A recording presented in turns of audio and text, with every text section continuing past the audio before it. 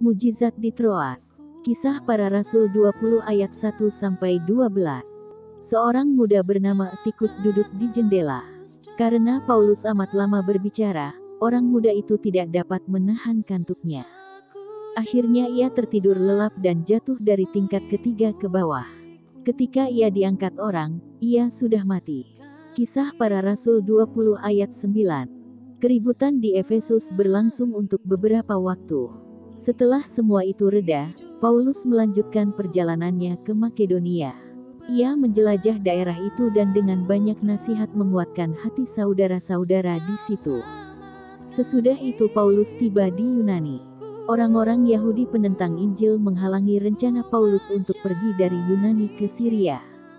Oleh karena itu, Paulus dan timnya kembali ke Makedonia dan mendarat di Troas. Di Troas Paulus berkumpul dengan orang-orang percaya di sana dan berbagi kebenaran firman dengan mereka. Ketika itu terjadilah sebuah insiden. Seorang muda bernama Etikus duduk di jendela. Karena Paulus amat lama berbicara, orang muda itu tidak dapat menahan kantuknya. Akhirnya ia tertidur lelap dan jatuh dari tingkat ketiga ke bawah. Ketika ia diangkat orang, ia sudah mati. Paulus turun ke bawah mendapati anak muda itu. Ia merebahkan diri ke atasnya, mendekapnya, dan berkata, "Jangan ribut, sebab ia masih hidup." Anak muda itu pun hidup kembali. Kuasa ilahi menyertai pelayanan setiap orang yang percaya.